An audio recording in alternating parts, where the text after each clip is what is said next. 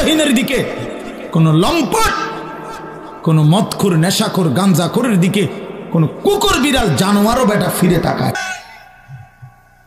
আমি ওই আমাদের বাংলাদেশের একজন বড় বুজুর্গ আলেম আছেন, ওয়াইস হযরত মাওলানা মুফতি নজরুল ইসলাম কাসেমি, অনেক সুন্দর বয়ান করে, দরদ মাখা বয়ান। ওনার বয়ান আমি নিজে শুনছি।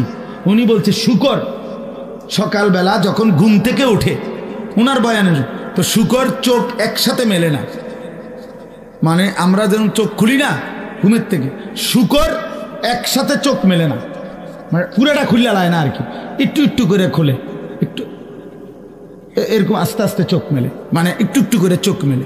উনি বলছেন কিতাবে লিখছে যে শুকর এরকম আস্তে আস্তে চোখ মেলে কেন, একটু একটু করে।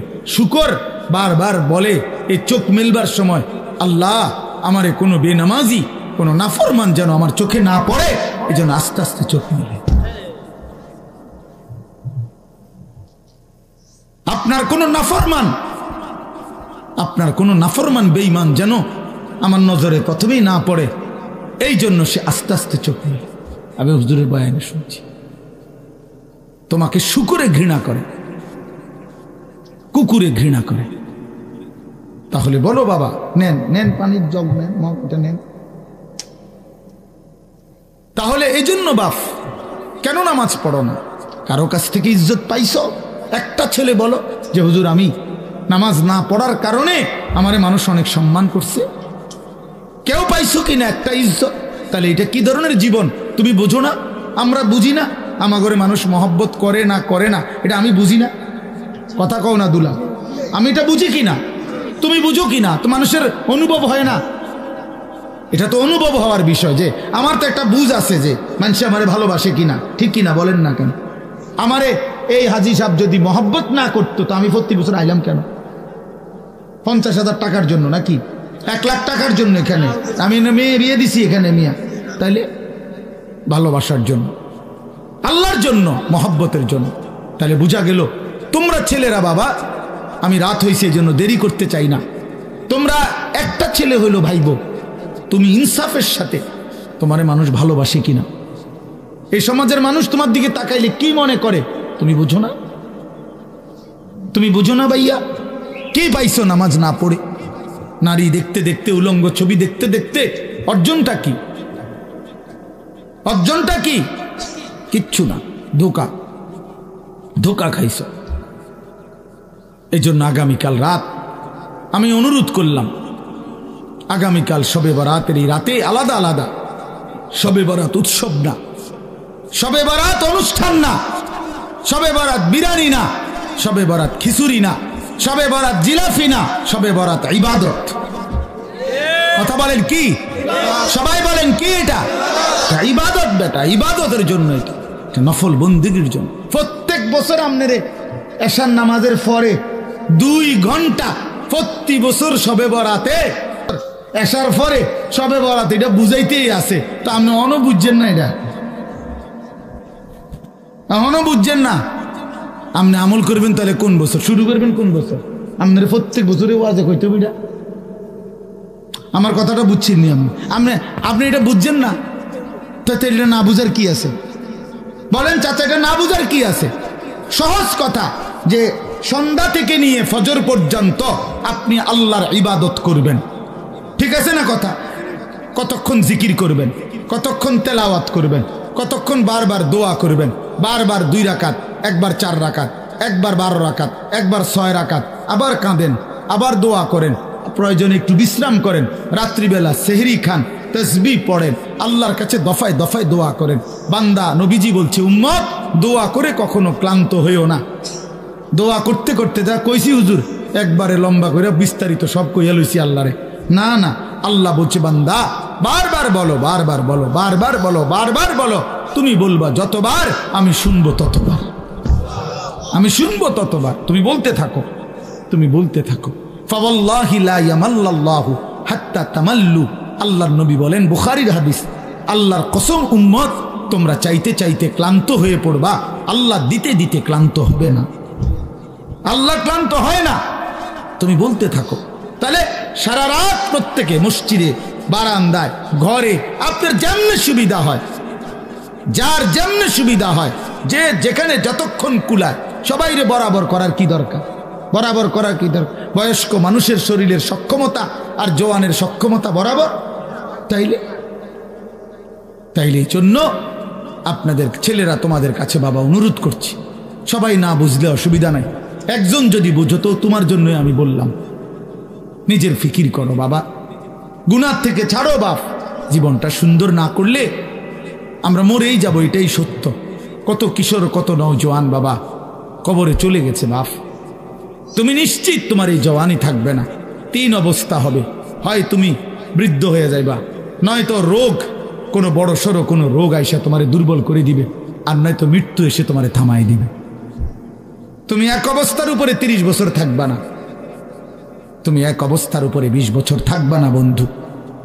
হয় রোগ আক্রান্ত হয়ে যাইবা, নয়তো বৃদ্ধ হইয়া যাইবা, আর নয়তো কবরে চলে যাইবা। তোমাকে ছেড়ে দিতে হবে দুনিয়া, তোমাকে এই জওয়ানি ছেড়ে দিতে হবে।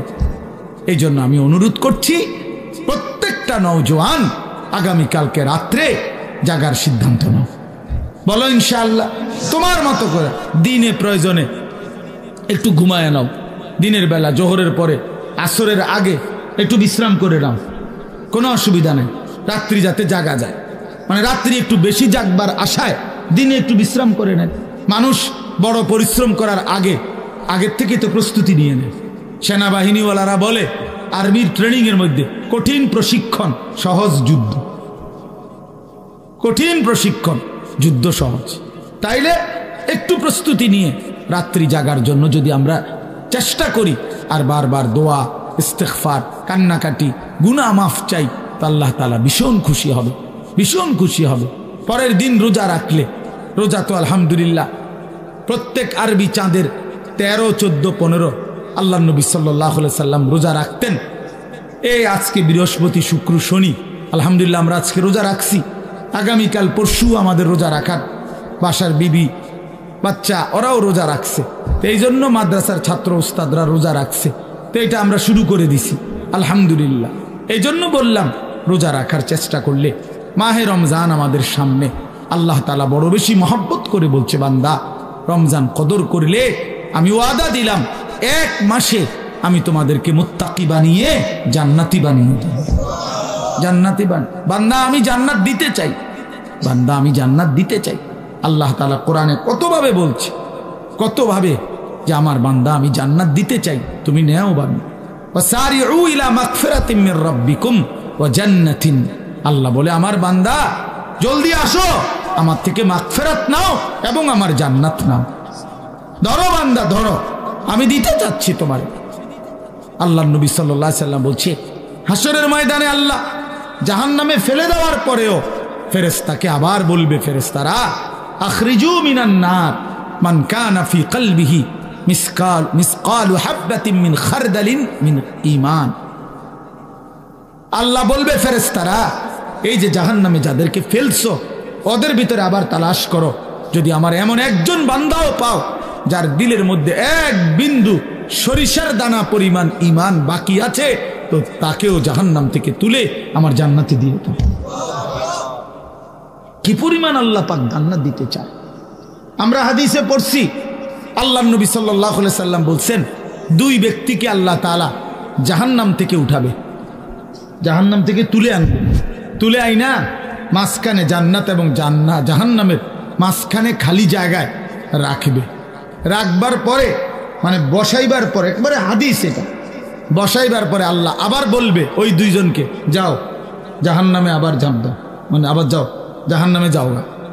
তো একজন এক দৌড়ে জাহান্নামের দিকে যাই, এই জাহান্নামে ঝাঁপ দিবে, আর আরেকজন আস্তে আস্তে হাইটা হাইটা 2 কদম হাঁটে আর পিছন দিকে আবার তাকায়, আবার 2 কদম হাঁটে পিছন দিকে তাকায়, এইভাবে একটু একটু করে হাইটা হাইটা জাহান্নামে গিয়া পড়বে। তো আল্লাহ তাআলা আবার 2 জনকে উঠাবে, এই 2 জনকে উঠাইয়া প্রথম জনরে বলবে, তুমি এরকম দৌড় দিয়া জাহান্নামে পড়ে গেলা কেন?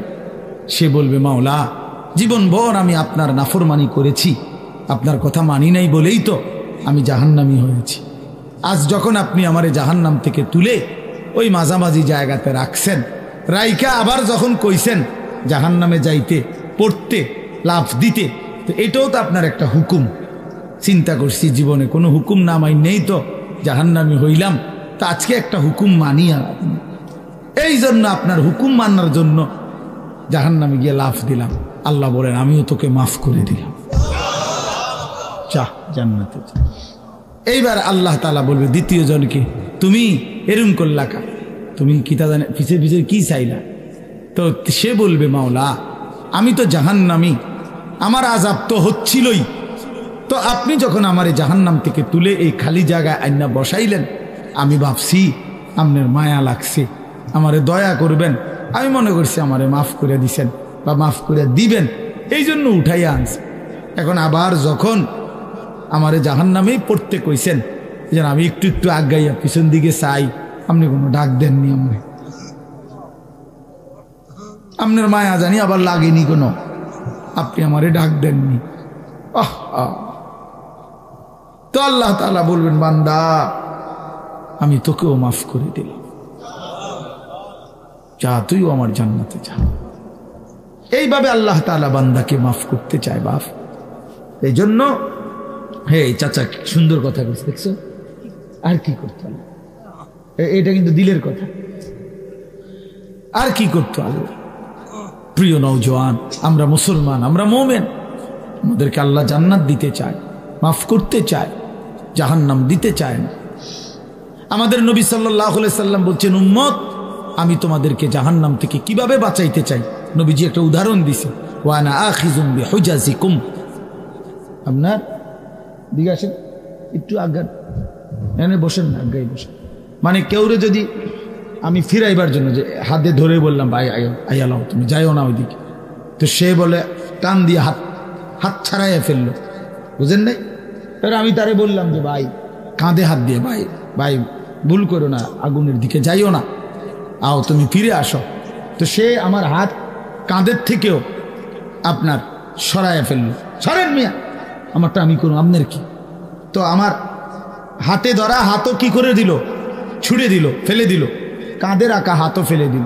এবার আমি যদি তার কোমরে জড়াইয়া ধরি যে না ভাই আমি আপনার আগুনে পড়তে দিব না, আমি বাইচা থাকতে আপনারে জাহান্নামে পড়তে দিব না, আপনাকে বরবাদ হতে দিব না, আমি কোমরে জড়াইয়া ধরেও যদি টানাটানি করি, এবার সে চাইলেই আমার থেকে ছুটাটা তার জন্য কঠিন, কঠিন না?